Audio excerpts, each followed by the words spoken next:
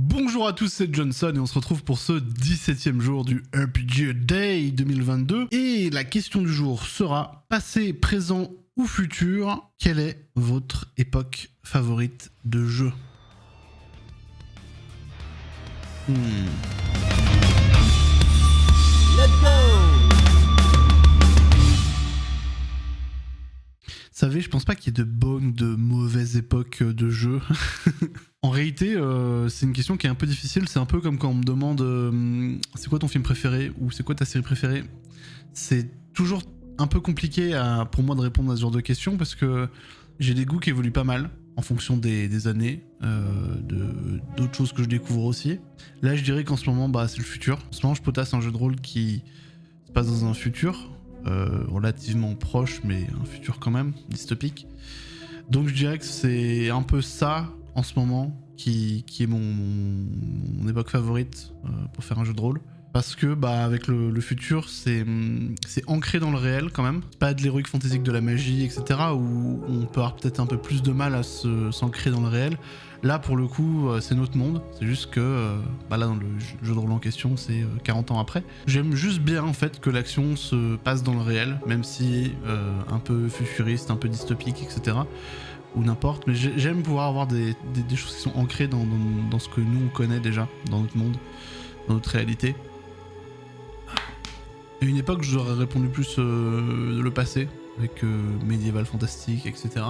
Parce que j'en ai parlé dans une vidéo précédente, mais je suis un grand fan de l'époque médiévale.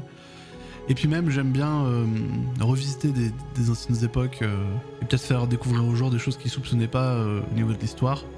Ou même réécrire l'histoire, ça c'est super intéressant dans des jeux de rôle, dire qu'en fait ça s'est pas passé comme ça, en fait il y avait des motivations que personne ne connaît, etc. À l'époque, le passé c'était plus ce qui me motivait. Plein d'époques possibles, donc médiévales comme je disais, mais aussi l'Empire romain, je trouve ça super passionnant, les Gaulois, un peu moins avec tout ce qui va être culture asiatique, parce que juste j'ai pas trop de connaissances là-dedans, donc forcément ça m'inspire moins. Et puis pour le présent, moins je pense. Je me souviens pas avoir masterisé de partie de jeu de rôle où ça se passait dans le présent. Peut-être que j'oublie, mais récemment j'ai fait une partie en tant que joueur sur le projet Ice. C'est un jeu qui est en train d'être édité où on joue des étudiants en psychologie qui rentrent dans la tête d'un patient pour le soigner. Je trouve ça super cool. Et ça c'est dans le présent pour le coup, même si il y a un côté un peu technologique, tu rentres dans la tête des gens, mais pour le coup ça c'est du présent, ça j'ai trouvé ça plutôt chouette. Mais de manière générale, le présent c'est moins un truc qui me parle. Peut-être aussi parce que j'ai pas trouvé mon jeu de rôle qui s'y passe. C'est vrai que j'ai jamais trouvé un jeu de rôle vraiment intéressant à part Projet Ice pour le coup, qui se passe dans le présent. À une époque, quand je jouais à Hitman, j'avais une envie de faire un jeu de rôle où les joueurs incarnaient des tueurs à gages. Et leur mission c'était de tuer une cible ou des cibles. Pas impossible que j'y repense un jour ça. En tout cas, en ce moment c'est le futur. C'est le futur, c'est le cyberpunk, c'est le rétrofuturisme, un peu de sci-fi. J'ai un peu lâché Battlestar Galactica, c'était un des univers dans lequel je voulais faire des parties. Mais en ce moment je suis un peu moins dedans, là je suis vraiment dans Cops. En fait je me suis rendu compte qu'avec tout ce que je fais à côté, j'ai pas trop le temps de faire 30 choses à la fois, donc je préfère me concentrer sur un JDR à la fois finalement. Donc voilà, le futur. C'est tout ce que j'avais à dire sur la question d'aujourd'hui. Celle-ci était peut-être un peu courte. Alors petit aparté, sur les 15 vidéos, les 16 vidéos précédentes que je vous ai faites, quand c'était un peu court, j'ai eu tendance à reprendre des thèmes de l'année dernière pour faire une vidéo peut-être un peu plus longue avec un peu plus de contenu.